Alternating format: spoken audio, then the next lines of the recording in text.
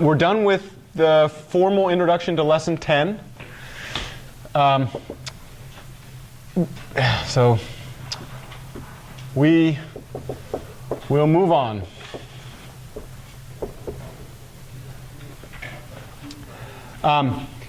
Sadly, this lesson, this should be a course. Should be a 1/4 course. If we actually, I mean, this is all a paradigm, right? But we claim that so what does society tell you about the value of your college degree? Why are college degrees useful? Okay, and what do jobs do? Money. Get you money. What does money do? Everything. So you get that social contract that we write in our marketing advertising, right? Like this is in movies, it's in media, it's on radio, and that's a contract that we make with our students. So then the claim is, why are you in this class? Honestly, were you sitting at home thinking to yourself, like, you know what I need in my life? I need some linear algebra. And you know who I need it with? I need it with Anderson. Is that how you chose this class? Yeah. Yeah. Yeah. Well, okay. So some of you that know me, I've had a few students that every quarter I have like 2 students that have that happen. But then for the rest of you, what was the actual choice? Okay. It's on a list of degree requirements, right? And so you look at the class, you're like, I have to take this class, do the degree requirements. So the idea implicit in that message is, if you get your classes done and you get your degree, you will be in a better economic position, right? But this goes back to that joke. I think I've told this joke multiple times in this course, right? Cutting edge, bleeding edge, scabbed edge, scarred edge, healed edge, education. Right? So you know about cutting edge research? So that's way out in the front, right? And then you've got the bleeding edge of the cut of the knife. You have the scabbed edge, right? If you were to look at this, like it would start to, you'd have to cut really, really slowly, so don't do that. But it would like heal as you cut, right? And so the idea would be education is trailing. It's like everything's healed and you don't even see it. And so there's this disconnect, in my opinion, between what we say the education does for you and then what the actual experience is in education. And do you know what the narrative that I was told? Figuring out how to get from here to there. Because really, what happens at the end of an education, do you think, wouldn't it be nice if you just showed a piece of paper and people gave you money for that? Yes. Would you give me $60,000 of your hard-earned money for proof that I have an education? Would you do that? Would you pay me $60,000 a year just if I showed you a piece of paper? When would you start paying me money, honestly? When I do something valuable for you, right? I mean, you have to have the money to begin with, but when I'm able to take problems off of your hand that you can't solve yourself, or solving yourself would be so painful, right?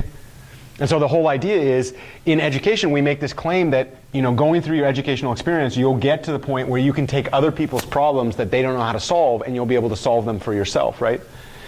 And so one of the things, I just want to share this with you. I'm making a decision right now to cut off lesson 10. However, if we delivered on the idea that you could use linear algebra to do something valuable in the world, then my opinion would be every single one of you needs to know how to code this stuff on a computer. That's the whole reason that you in this class. The linear algebra as a prerequisite class came about in the 1960s. Do you know what happened in the 1950s? Computers. First computer. The people that designed the computer realized that computers do addition and multiplication really, really well. Have you noticed what the fundamental operations in this entire class are? Addition and multiplication, which means this theory is the work engine, is the theoretical work engine behind numerical computation, which is the work engine. This is the Engineering 11 conversation, right? That this computation is the work engine behind modern, it's very much part and parcel to modern day science. And so I'm going to move on from lesson 10, but let me say this. We have barely scratched the surface on what's happening in matrix multiplication. There's a very, very deep analysis to be had in that space. I'm making the choice to move on so that you can get breadth rather than depth, right? But let me be just completely honest with you and say we have left undiscovered many, many, many facets of matrix multiplication that are still quite valuable in the context of using this on a day-to-day basis, but we're not going to talk about them in this class because I have a short amount of time. If you were to go on and use this, one of the invitations that I give to all of my students, I'll give it now and I'll give it later in the course, is I will not, in 12 weeks of your life, be able to get you to a place where you can use this stuff out of the box to fully analyze problems in AI or data science or computation, computer graphics, computational photography, electromagnetics, electrodynamics, partial differential equation solvers. I mean, you name it. This just shows all over the place. It's not going to happen, right? And most other teachers won't do that. They'll give you the theory, and then if you want to turn the theory into action, you got to do that for yourself. That's the kind of the sad thing about the college contract, right? We promise something, and then when we actually go to deliver, we say, oh, that's not our problem, that's your problem.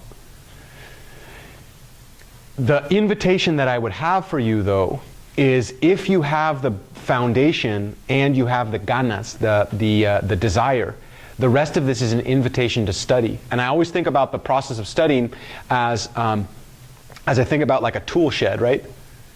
When you, I don't know, does anybody have a set of tools that you've kind of collected over time? When you collect tools, do you go buy out every tool in the entire store? No, you buy very, very special tools depending on the need that you have. But there are certain sets of tools that are more powerful. Like I would ask, how many of you have a power screwdriver? How many of you have a power saw? There are certain sets of tools that show up so often that they're more valuable than the other ones, and so we invest in those, right? In the world of mathematics, I find for applied mathematicians in particular, and people that want to do computer science and computational, anything in computation, this is a tool that's really, really powerful. And so the investment is the study of them, and then the claim would be, hopefully, that in time, that investment would pay dividends as you move on in your education, right? But let's be clear, at the end of this class, we will not have scratched we won't have gone deep enough, we won't have gone further enough into the development to get you from the place that you are now to the place that you need to be to actually like be fluent in this, right? So there's an invitation there. With that said, we're going to move on from lesson 10 and say, hopefully as I get older as an instructor, I'll kind of force the system to feel uncomfortable, which I think is a good thing. For now, though, can you guess what we're going to do? Wow. Did you look into the future? Oh, sorry. There we go. Yeah. Lesson 12. What was lesson 12? Non-singular linear systems.